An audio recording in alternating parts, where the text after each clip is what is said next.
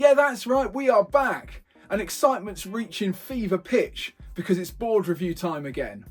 I'm hoping that lurking inside this package is the new Santa Cruz Jeff Kendall Snake Reissue board. Now in this video I plan to get this deck out, run through all the features, compare it to a couple of previous Snake Reissue decks, and then most importantly get it set up and get out there and skate it. Now the Jeff Kendall Snake deck is one of my all-time favourite decks. I had a real purple patch of progression the moment I stepped on it. Managed to learn some of my dream tricks such as the frontside Smith grind, also the board slide to fakie, and the frontside 50-50 grind on pool coping. I can't wait to take a look at this, so let's open this up and see what's inside. And oh my goodness, there we have it. This is in the white colourway, and there's been a reissue on the white before. And comparing this graphic to the old one, I think this one's just a little bit more vibrant in the colours. So we'll get this first cellophane wrapper off. And inside we've got the various stickers. There's one saying, warning, skate within your abilities or you could come a cropper and it could end emotionally. We must be cautious. There's also the sizes of this deck. So this is 9.975 inches at the widest point. It's just over 30 inches long. It's got the 15-inch wheelbase, and it's also got the Santa Cruz Cruise Missile 2 concave. And regular viewers will know I love this concave.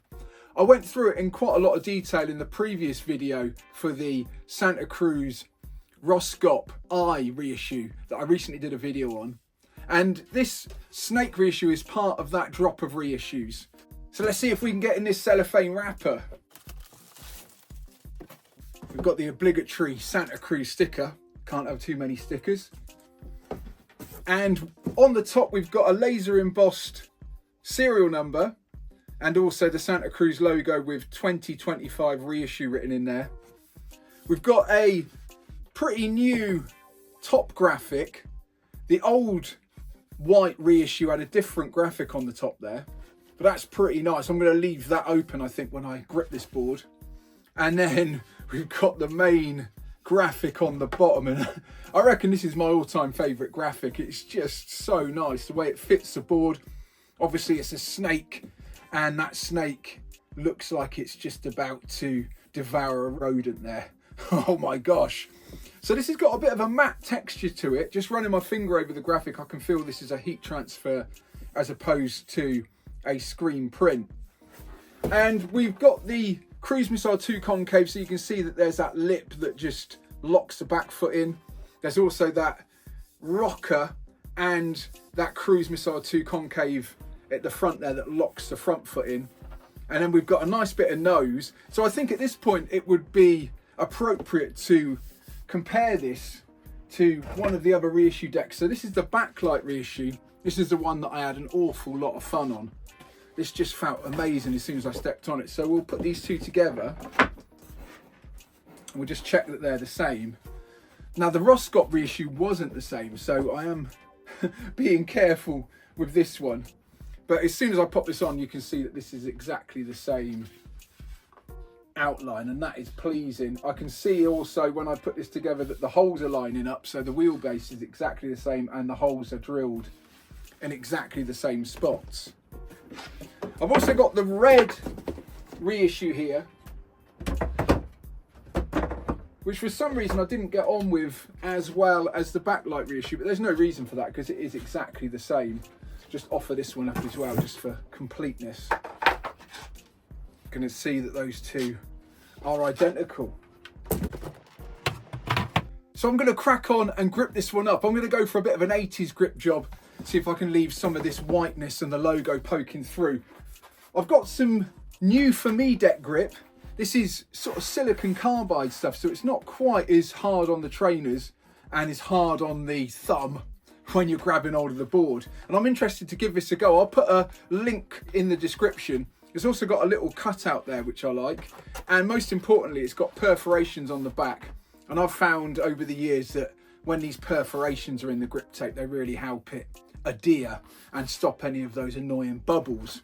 So enough of my yakking, I'm going to put the grip tape on. I'm also going to stick the trucks and wheels on, and I'm going to put my favourite rails, the Santa Cruz Slimline rails on. I'll see you on the other side.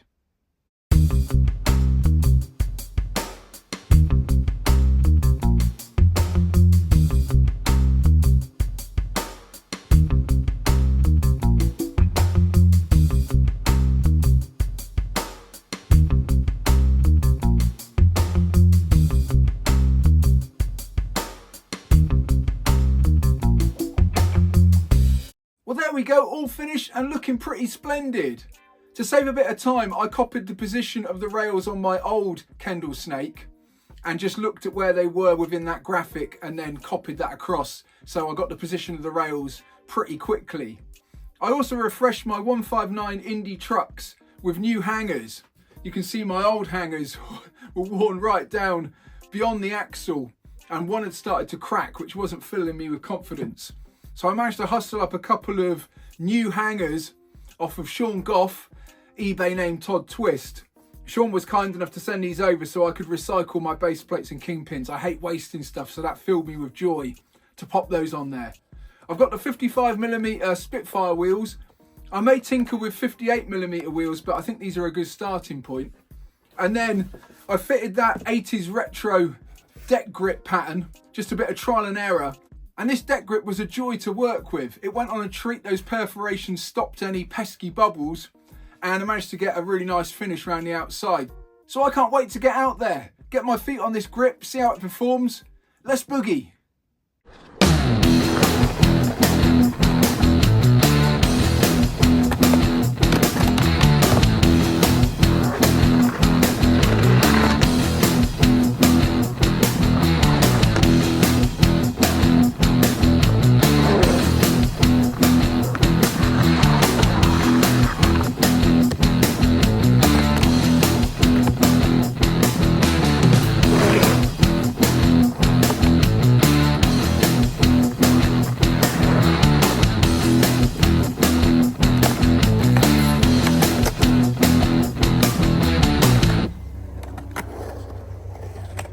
Okay, back in from a handful of sessions, and I have to say this deck is a lot of fun.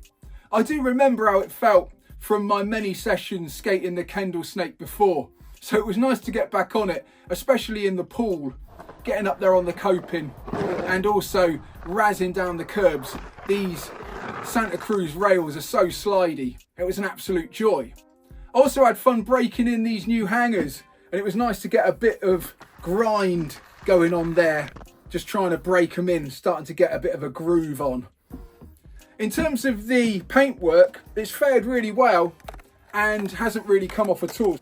And also this new deck grip, which is new to me, really felt great under the feet. It's worn really nicely, and when I was trying to relearn the can opener, I was grabbing hold of the nose an awful lot. And I've found with those sort of sandpaper style deck grips, can really get into the old skin and wear a bit of a hole in there. In terms of the concave, it was business as usual. That Cruise Missile 2 concave is identical to the Roscop iDeck that I was reviewing alongside this. If you haven't checked out that video, it's up there on the channel. And that little lip at the back just locks the back foot in. That concave at the front locks the front foot in. So I found for board slides on the curb, it was really nice.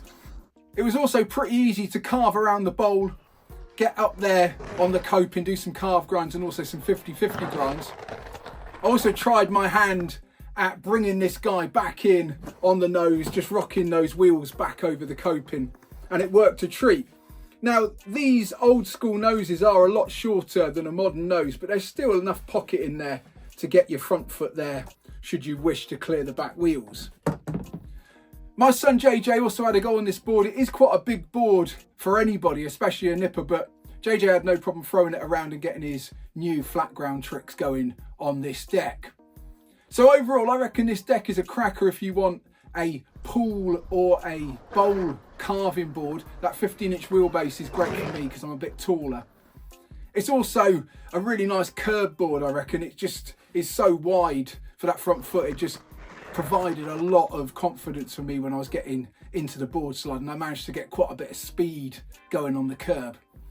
The 55mm wheels, absolutely fine. I probably would put 58s on if I was going for a specific bowl board, just for that bit more speed. And those new trucks sounded amazing on the coping, and I'm glad they've now got a bit of wear on them, because they tend to be a bit scary when they're on the coping and they're brand new. So many thanks to Santa Cruz for sending this deck over. I'll leave all the appropriate links in the description below.